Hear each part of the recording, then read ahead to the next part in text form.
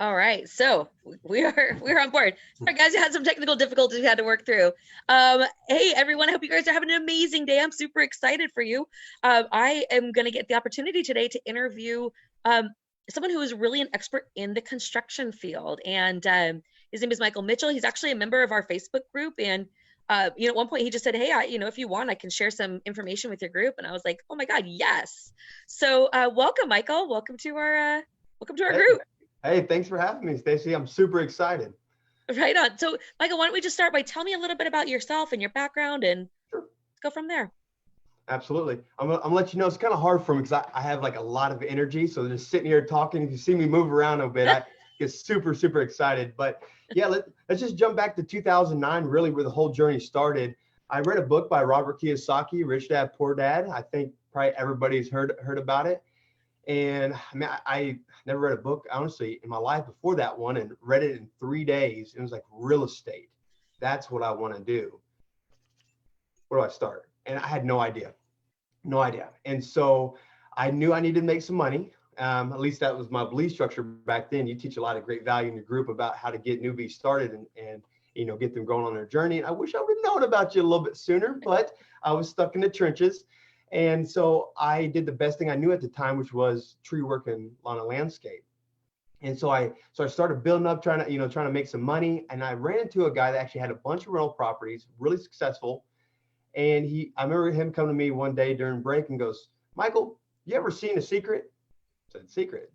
No, I never even heard of it." And so he goes, "Michael, it changed my life. You need to go get it right now and watch it every day for 30 days. I was like, "Okay, John, I will do that." And so I just did what he said. If somebody is more successful than I am, then I listen to him and I didn't miss a beat. So I go to Barnes and Nobles with my fiance or girlfriend at the time. We've been together a long time, high school sweethearts. I think she's my fiance at the time now. And so we go to Barnes and Nobles, we get The Secret, and I watch it every day for 30 days. And my fiance at the time was like, "You're crazy. Like it's been 9 days and you're still watching this thing. Like, can we watch a show?" I was like, no. I have to watch this because I want to go into real estate and I'm thinking the wrong direction. And so long story short, I put up my vision board. I put houses upside down to flip them and turn them. I was dead set on it. I was like, "Well, what's the next step?" And wife, it was like, fiance at the time was like, "Well, why don't we go look at properties?" So I remember going down to Liberty, Missouri, and I called this realtor and I said, "I want to look at your fourplex. I'm super interested in it." So I walk in the door and I look around and I was so confused because like the floors were slanted, the doors weren't shutting right. There was chip and paint. The HVAC system was all rust out in the basement. Man, I was scared to death. I was like, what do I didn't even know where to start in that process. But again, it's staying true to, just, attracting good things in my life and believing that I was going to be flipping houses. I just started to talk to people. I was like, "So what is it you do?" "Well, I paint," or "They do drywall." And I was like, "Well, what if I build a construction business and then I can like really build up a team and then I really know what's going on inside the house." So 2011, I started a company called Extraordinary Measures. And I ran into actually my first mentor in 2011, and I paid him like $60,000 to teach me about renovation and construction. Because honestly, I had no construction experience. I really wasn't qualified to be in, at that time. And so I listened to my mentor, and like he walked me through like every single step. And so we ended up growing $1 million company in 3 years because that's what he did. And in 3 years, he built $1 million company. So by default, I learned that. But during that process, I actually lost a lot of money because there was still some tools and systems that I was missing. So then I ran into my next mentor who really changed everything for me. And that's some value that I want to be sharing with you guys today. That's, man, it can change your business in a big way. So I listened to this guy for about a week. I paid about $10,000, and he started teaching me that I needed processes inside my construction business in order to track when things were going right, when they were going wrong. I needed to have systems for when the money went out and how much money was coming in, like how I was hiring contractors, literally every step of the process. And he says, just remember one thing, there's 3 phases to every renovation project. There's project plan, project manage, and project close. He says, and if you remember these phases, then you won't mix them. If you mix them, your business is going to go like this, and you're never going to know why with what's going on, and you're just going to blame the contractor. And then you're going to fire the contractor, hire another contractor, things are going to get better. And it just never is. So he says, so he taught me a system of how to break everything down and start measuring what I was doing and what I was saying and how I was acting and what I was doing, what worked, what didn't work. And so through this process of working with him, and then several projects later, I put together all these systems. I was like, okay, so whenever I interview someone, this is what I'm going to do. And so like I said, I developed all these different processes in order to make this construction business work. So with no construction experience, I went on to build a construction company. If my face looks familiar, you see me on the HDTV with Tamara Day. I was on there with 2 episodes with her. That was an awesome experience, but it ruined TV for me. I can't ever watch TV the same anymore because it's insane. Because it's entertainment. Yeah, it's all entertainment. Like some of the stuff that we recorded on the last day, they make it on, like put on the first day. It was amazing. Cameras right here, and it like I said, the whole experience was really interesting. They went on to do 10 more episodes, and I was like, you know what? I'm probably not a fit for that, but the 2 was awesome. And I mean, still today, I get people like, man, I know you from somewhere. I'm like, you watch HGTV? Like, yeah, I do.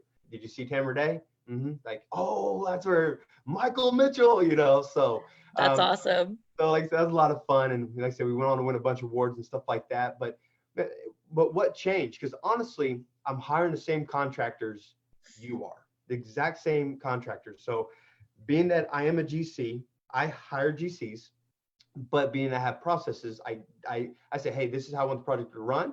And I make sure that everybody's in alignment with it. You ain't got to be pushy with it, but they're fair systems that are processes for a renovation. And so as long as you follow the processes for renovation, then you get your contractor and you on the same page, and then you have a lot better success. And so, I worked with this guy. I'm gonna say John. I don't want to say his name, but him and I did probably 50 houses together. Some of them were flip houses, working on our own. Some we're working with investors, and some with residential. And him and I worked together, like I said, on 50 projects, and we had a lot of success. We met timelines, budgets, everything was good quality of work. Well, our business up leveled, and we started doing more like insurance restoration and things like that. Well, John went off on his own and started working with these investors. And within 3 months, he was out of the picture. Like everything went wrong. And what was interesting about this is that we did 50 projects together, and then he goes out in the first 3 months and did 12 projects, and then Are you? Oh, you're fine. and then was out of business. And so what got me to realize is that these processes that I have actually work out really well. And so let's dive in of some of these processes I do that is going to help you take your business to the next level. It's going to give you some clarity. And I just know if you have a pen and paper, you're going to really want to write this down, because it's super powerful. I mean, I've done over 1,000 renovations. This isn't something I just picked up one night and said, hey, this is what I'm going to do. So 1,000 renovations and $70,000 later, I've learned this. So. All right. Well, hold on one second. Hold on one second, Michael. So for those of you who are watching this, or even if you're watching on the replay, go grab a pen and go grab a notebook, because I was talking to Michael before we started talking, and he has got some serious knowledge to drop on you guys, and you're not going to want to miss this. So grab a pen and paper. And all right, Michael, I just want to make sure people caught that, because you do have a lot to share. So a lot of value. And I mean, I talk fast. So if you just want to go, woo, woo, Charlie, slow it down a little bit. Like I said, I'm more of a stage kind of and I said, you're good. You're good. This is available on replay. So go for it. Put my head on backwards. It's getting there hot. You go. And so awesome. So obviously the very first thing you want to do, a lot of investors, they go out, they rush, they buy a house, then they go find a team. Well, I can't say a team. They go find a general contractor, and then they get started on the renovation. And then they pray that everything works out. And like I said, when things don't work out, then they're like, oh, stupid contractor. They kick them out the door and they go find someone else. So I want to break down this process. And we're going to start with the first one, and I don't see us getting through everything today, but we'll talk more about that here in a few. But so the very first thing we want to do, and I highly recommend, like if you're actively looking for properties, keep looking for properties and, you know, follow Stacy's advice and stay that route. But you honestly need to build your team first. You need to have trusted general contractors and contractors right now before you even get into getting your property. Because what happens is you get your property, you rush the process. And finding general contractors are they're everywhere. And especially in a good economy, they're everywhere. Everybody is a general contractor. And so what we're going to talk about is how to hire a contractor. I'm going to take you through the whole steps, everything you need to know. And Stacey, if I talk fast or you feel like I missed something, definitely ask me some clarity questions, okay? Sure. I did take some notes over here, though, to make sure that my excitement didn't get out there. So we don't skip anything? Yeah, absolutely. So the very first thing you want to do is you want to contact or first get a pen and paper and write down 5 to 10 contractors. If you're, you know, investing out of state, then find contractors that are local to that zip code. And I mean, I'd go for 10. I'd go for as many as you can. If you can do 20, if you're like, you know what, like I want to be successful, I'd write down a whole monster list. But for this example, we're going to say 5 to 10. So you're going to write down who they are, and then you're going to try to get as much information about the contractor as you can from the internet. And just to give you some tips on how to find contractors, you can always look in Facebook groups under like investing groups, because typically there is a bunch of different contractors. There's high-end contractors, low-end contractors, middle-of-the-road contractors. And typically the contractors you're looking for are going to be hanging out inside these investment groups. And so you can ask for referrals inside of there. And then Thumbtack is an app that I actually use. Again, there's a whole bunch of contractors on there, so you just want to just make a whole list of them. House, Angie's List, you got Home Advisor, Zarly. I hope I said that. You might have to pause that and rewind. What's Zarly? I haven't heard that one before. Zarly. How do you spell it? Zarrly. Zarrly. Okay, I haven't heard that one before. It's newer. It's probably like 4 years, but they're really trying to set themselves apart, you know, from being like everyone else and just kind of rush people in. So they have a really good system. Like you can see like people's response rate, you know, people's like satisfaction. Okay. And so it's definitely good. It's small, like compared to Thumbtack. I mean, it's a penny in the water, you know, but soon, you know, you give it a couple of years, Zarly will be one of the top ones, you know, because Thumbtack kind of throws in, you know, hey, you're a contractor, great, come on in, you know. And so, but you can get, again, you get your list of people on there. I said referrals, but, you know, friends, family, people that have hired contractor before. I got a famous say is whenever you get a referral, always ask, would you hire this person again? And get their feedback. Well, they were kind of slow, or, you know, the work was, you know, you're going to get the honest feedback, you know, from like a good referral source like that. So once you got your list, now it is the fun part to sit down, block out some time. This is, again, where another step where investors miss is that they get the contractor and rush them to their property because they're super excited, you know. But here is where you want to actually sit down and make a phone call and interview them all. Like I said, over 1,000 renovations, I've figured out this little science to make sure that this works out. And I actually have this little cheat sheet that talk to you about how to get this here. But this is my contractor like interview sheet. So you got to have it. You got to have an interview process. And there's a couple points on here that I've marked with my pen that I want to talk about. So a lot of this is basic information. So again, you're on the phone, put your headsets in, have a piece of paper, have your interview sheet, and be ready to take notes. Because I mean, this phone call isn't just a phone call to say, hey, do you paint? Oh, great. Hey, come, you know, the house. This is a time to see if you vibe with the contractor. It is so important that when you talk to them, that you know you're going to be working with this contractor for a while. Like it could be a month, 2 months, 3 months, all depend on the size of your project. So make sure you all can like, hey, you know what? I think I like this guy, you know? And it's going to help you to make sure your project goes a lot smoother. So during this interview, I got on here, like one of the first things I love to ask general contractors is, what do you specialize in?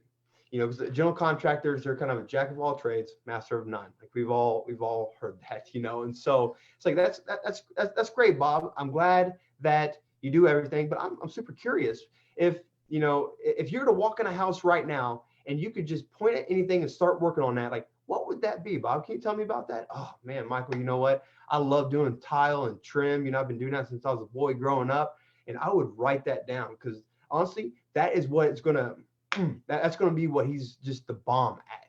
And so, you know, if he's just like, you know what, I'm really good at trim. Again, you're gonna want to write that down because if he's a general contractor, you don't want him in there doing drywall work, you know, when he's a master at this trim. And so again, you're going to listen for different cues of what he says. You know, he might say, you know what, I like to personally do tile and trim, but I got really great guys that do the drywall and they do the paint. And I'm like, really? Oh, can you tell me more about your guys? And like I said, you need to really dig in. And just so you know, this is completely normal. So if you're asking like questions that kind of dig in a little bit, it's completely normal. Like everybody does it. Like especially, I'm a bully, man. Like I want to know like debit card, social security numbers. You know, I want to know everything. And so, I really dig in, and again, it's totally normal. So if it feels a little uncomfortable at first, totally fine. Just keep pushing on these questions. The next thing, like I said, I asked here is, why did you go into business? I really like to this helps me to develop a relationship with the contractors and try to really understand like what's their motivation behind being in business. You know, was it their family? Was it working at a job and they wanted to support their family? Like I said that kind of twice there because that's what's really what I'm looking for is like, man, I was working a 9 to 5. You know, I was working for this company doing trim, tile, whatever. And I left and I wanted more time with my family. I wanted more time to go travel, you know, and so you're going to hear like their desires of why they're in business. You know, they're just like, I don't know, man, I just wanted to make money. It's like, well, what? And so, you know, am I still there? Yeah. Go? And so, so like I said, you want to know why they went into business. If it's family related and things like that, it's usually a good sign that they're going to have integrity. And so again, these are all just different cues. You just kind of line up, and as the more that line up, the more likelihood of you finding a good contractor for your project. So then the other key one is, can I see the work on one of your recent projects? Now, it's ideal if you can actually go see some of their work on a project, on a live project. You know, I actually interviewed a guy the other day, dude, he was an animal on the phone, like just a stud, multiple crews. And we were laughing, dude, like we were like high-fiving through the phone, you know, I was like eating popcorn as he was telling me stories. And I was like, dude, awesome, man. Well, can I come see one of your projects? I would love to see like what you're doing and what's going on. He goes, absolutely, Michael, come on by. So this actually was like 2 weeks ago. Man, I was so excited. I drove like 45 minutes to go see this. I go walk in the property. I walk in. I was like, wow, this is amazing.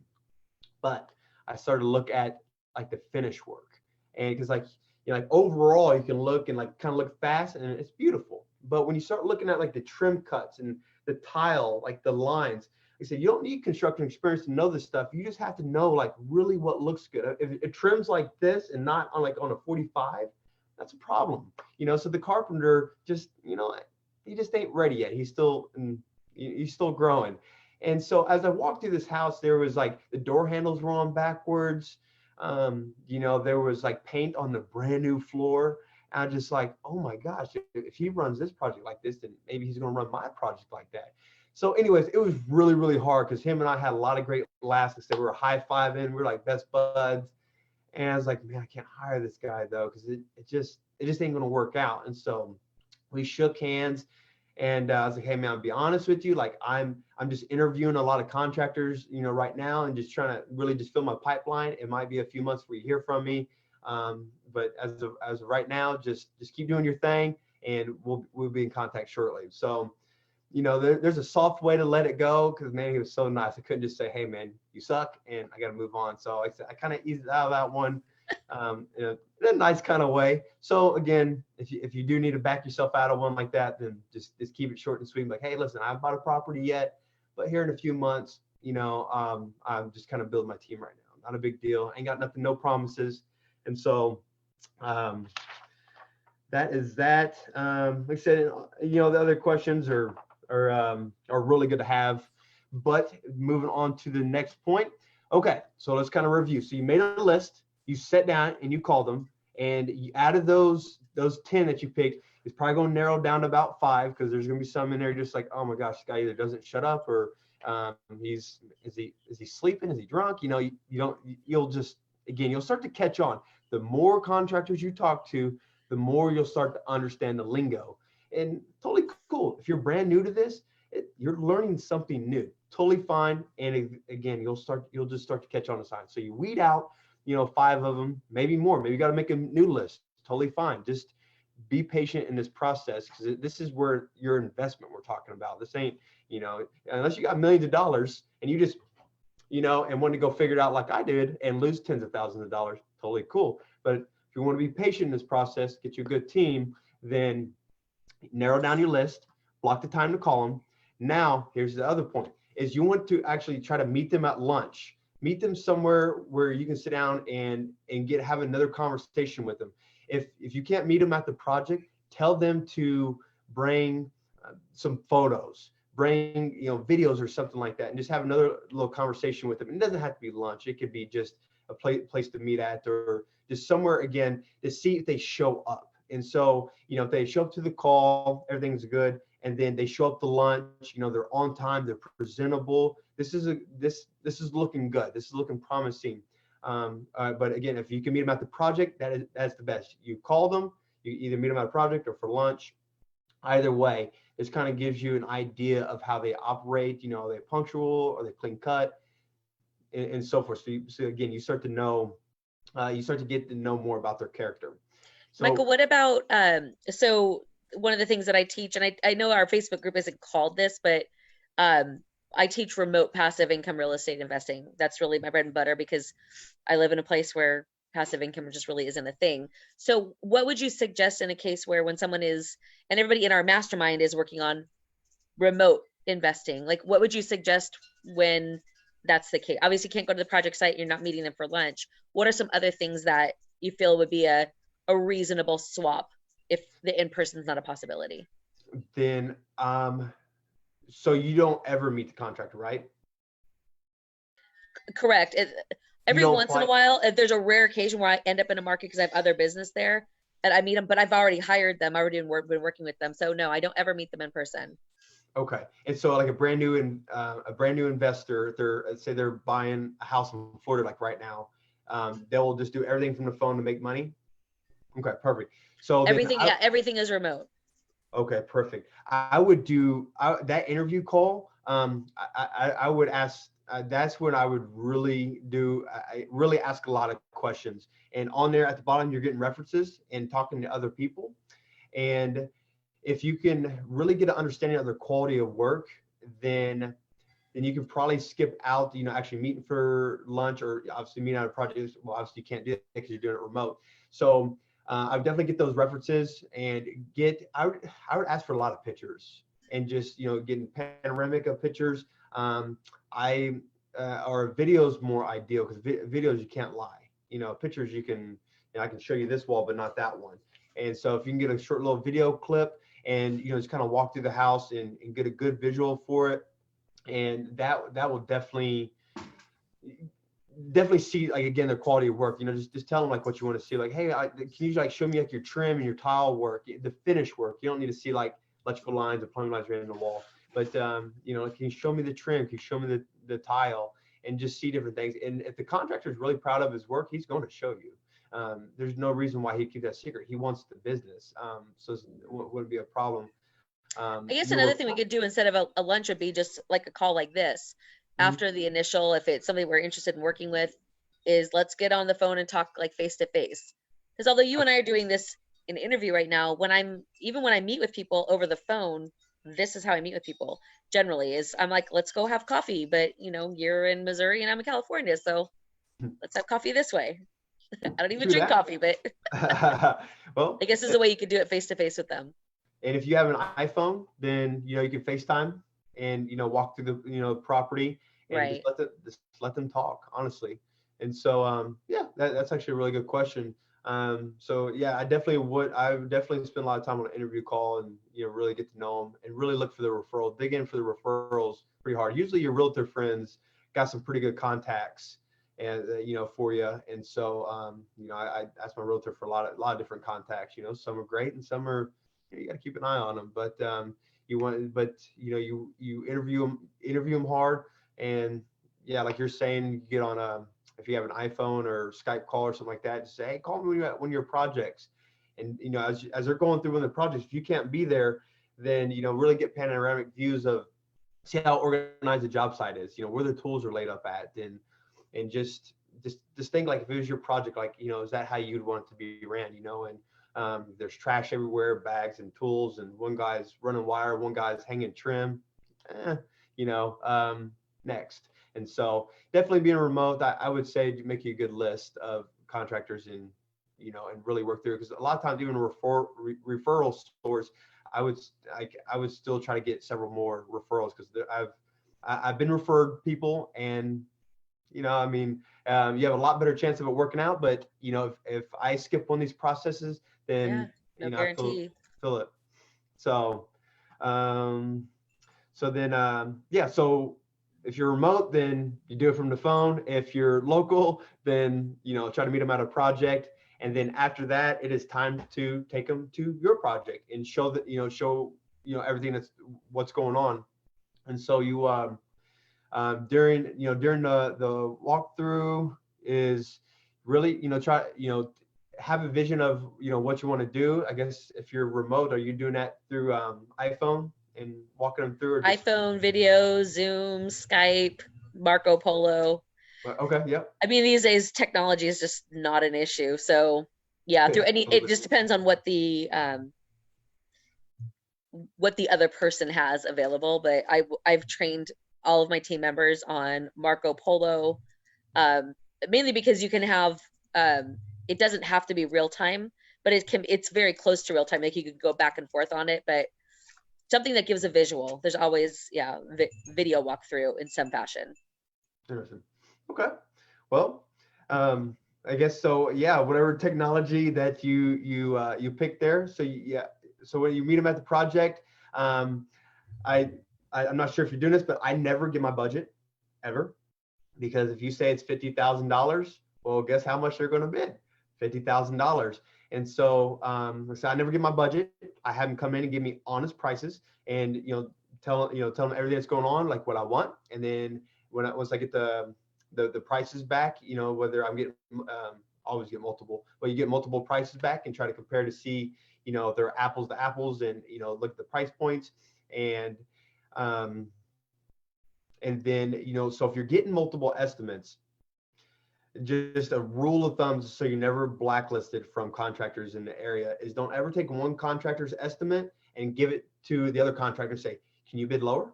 It's, in the contracting world, is very disrespectful. And Bad form. one man's bid is that's like his hospital records. Just keep it honest. And honestly, running contractors to the bottom of the barrel, you're setting yourself up for fire. It's gonna be in trouble. So have an honest man, give an honest bid with an honest price, and out of that should come honesty, And so, so get your different estimates, and then again, like there's a whole other process outside of there. I probably ain't gonna have time to dive into today, but so you get your estimates, start compare them, check your numbers, check your, exactly what they're doing, make sure the scopes are complete. So once you get your estimates, now it's time to hire a guy. Now it's time to narrow it down and pick one. So during the hiring process, you 100% want a contract, which you've been in this game long enough. I'm sure you got a really good contract that you give.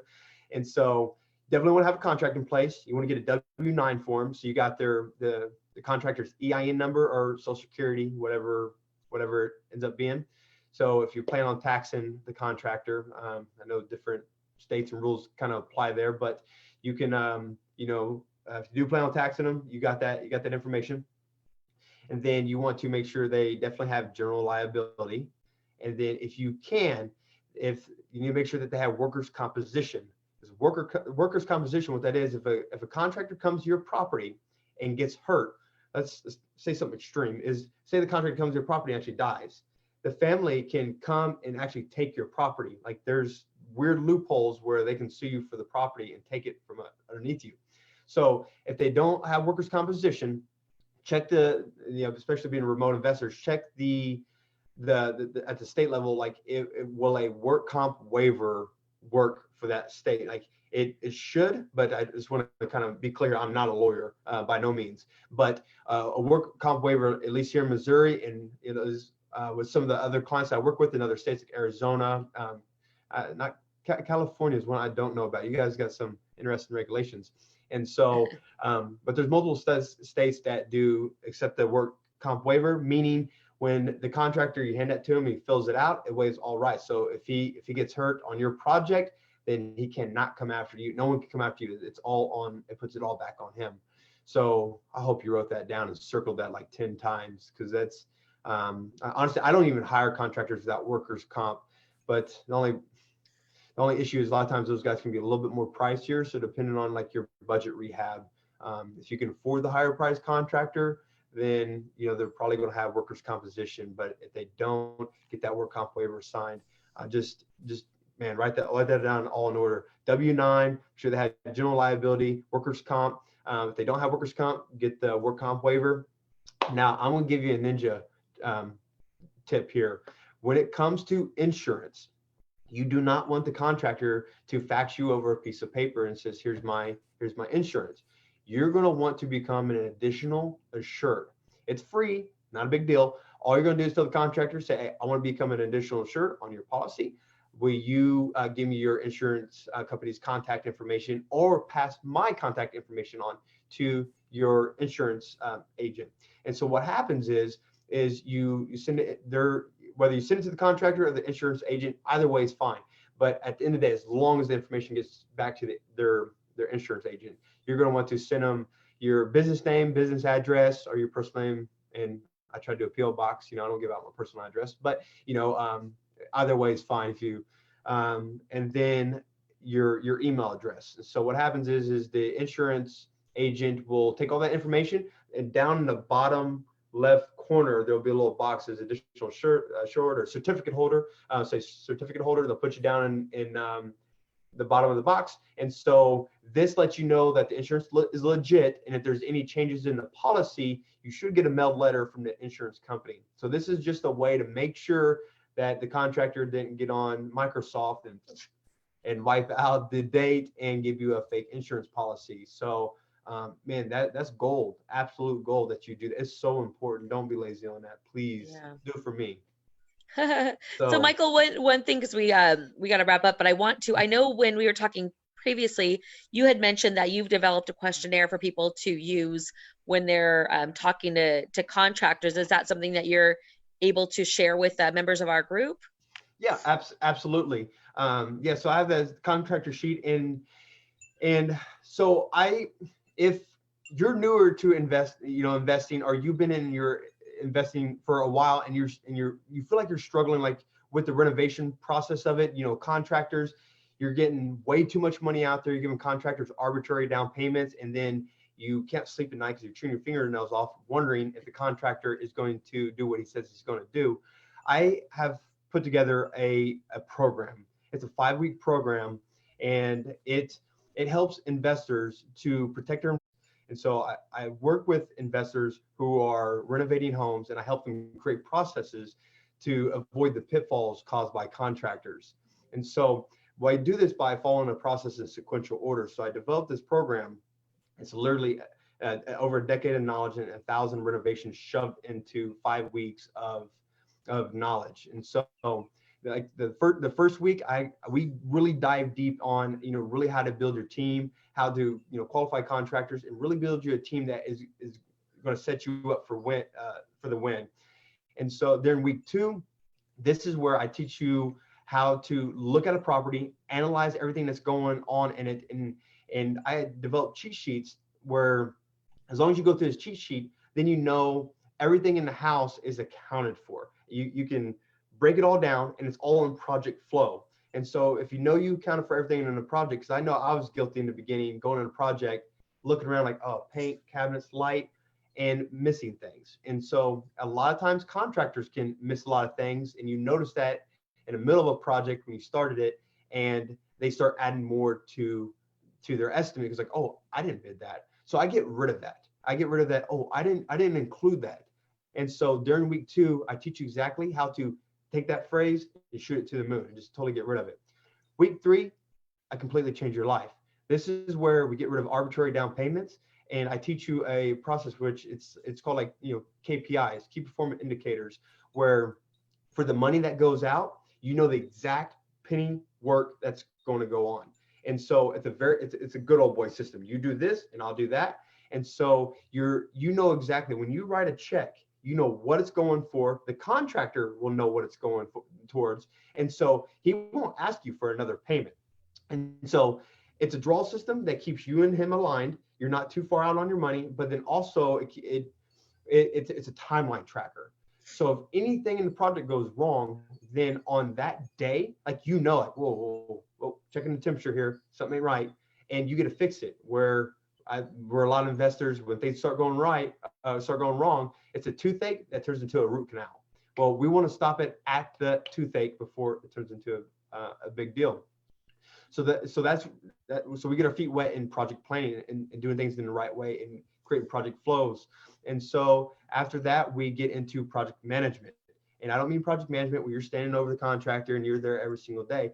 I teach you how to do it where I give you my processes that tell you the questions to ask at the intervals of the stages of the project. So you know that you don't get all the way down the list and realize all this up here was done wrong, or this was done wrong, and you have to go back, and you already paid that money. So that looked confusing. So we're just going to scratch it. I'm going to teach you tools that, as long as you say what I say, like just read the piece of paper with no construction experience, then your management of your project, you're going to sleep a lot better at night. That pillow is going to feel a lot more comfortable.